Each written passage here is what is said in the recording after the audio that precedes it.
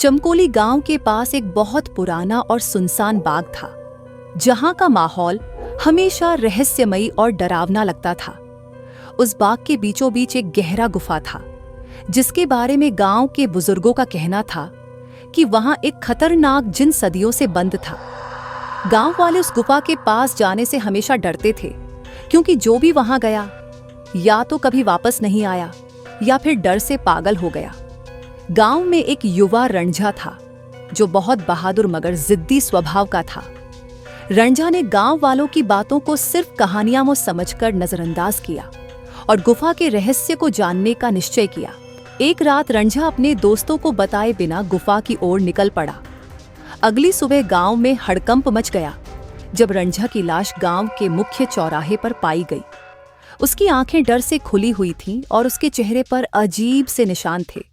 ये दृश्य देखकर गांव वाले कांप उठे और सबका कहना था कि यह जिनका काम है। कुछ दिनों बाद गांव में रीमा और सीमा नाम की दो बहादुर बहनें रहती थीं, जो इन कहानियों को सुनकर हैरान थीं। रीमा एक निडर लड़की थी, जबकि सीमा ज्यादा सतर्क रहती थी।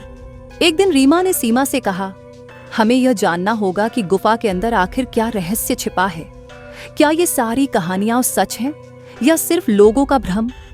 सीमा ने उसे समझाया कि यह खतरनाक साबित हो सकता है, लेकिन रीमा का फैसला पक्का था। अगली रात दोनों बहनें चुपके से बाग की ओर निकल पड़ी।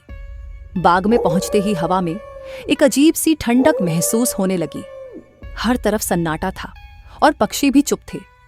जैसे ही वे गुफा के पास पहुंची, एक झोपड़ी के बाहर उन्हें एक बूढ़ी महिला नजर आई। वह महिला लंबे सफेद बालों और डरावनी आंखों वाली थी। उसने कमजोर आवाज में कहा, यह गुफा शापित है। जो अंदर गया वह कभी वापस नहीं आया। तुम दोनों बहनें वापस चलो। लेकिन रीमा ने उसकी बात अनसुनी कर दी और आगे बढ़ गई। बूढ़ी महिला ने गुस्से से उन्हें घूरा और बड़बड़ाती हुई गायब हो गई। गुफा के अंदर का माहौल और भी डरावना था। दीवारों पर अजीब से निशान बने थे और कहीं कहीं लाल रोशनी सी चमक रही थी। कुछ देर चलने के बाद अचानक उनके सामने एक विशाल जिन प्रकट हुआ। उसकी आवाज गूंजी, तुम यहाँ क्यों आई हो? क्या तुम्हें अपनी जान प्यारी नहीं? रीमा ने हिम्मत करके कहा, हम यहाँ उस रहस्य को जानने आए हैं जिसने हमारे गांव को डर में डाल रखा है। जिन ने एक डरावना हंसी हंसते हुए कहा, यह सब उस लालची महिला का किया धरा है, जिसने मुझे सदियों से इस गुफा में बंद कर रखा है। मेरी मुक्ति का रहस्य एक जादुई फल में छिपा है, जो उस महिला के पास है। अगर तुम वह फल ला सको तो मैं तुम्हारे गांव को आजाद कर दूंगा।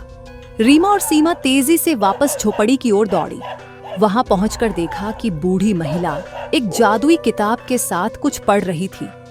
रीमा ने हिम्मत करके उससे कहा, हमें वह फल चाहिए। बूढ़ी महिला ने गुस्से में कहा, तुम्हें नहीं पता कि वह फल मेरे हाथ में है। उसके बिना मैं हमेशा के लिए खत्म हो जाऊंगी। इसके बाद महिला ने उन पर हमला करने की कोशिश की, लेकिन रीमा ने समझदारी से उसकी किताब को आग लगा दी। जैसे ही किताब जलने लगी, बूढ़ी महिला चीखते हुए राख बन गई और जादुई फल जमीन पर गिर पड़ा। रीमा ने वह फल लेकर फिर से गुफा की ओर रुख किया। जैसे ही उसने फल जिनके सामने रखा, एक रोशनी का तूफान उठा और गुफा के अंदर सब कुछ झंझना उठा। जिन ने मुक्ति पाते ही कहा, तुमने मेरी कैद तोड़ दी, अब यह जगह हमेशा के लिए सुरक्षित रहेगी। जिन गायब हो गया और गुफा से बाहर आते ही बाग में हरियाली और फूल खिलने लगे। अगली सुबह गांव वाले हैरान थे कि बाग से आने वाली हवा अब खुशगवार हो चुकी थी। रीमा और सीमा ने पूरा घटनाक्रम गांव वालों को सुनाया। उस दिन के बाद चमकोली गांव के लोग फिर कभी डर से नहीं जीते और रीमा की बहादुरी को हमेशा याद रखा गया।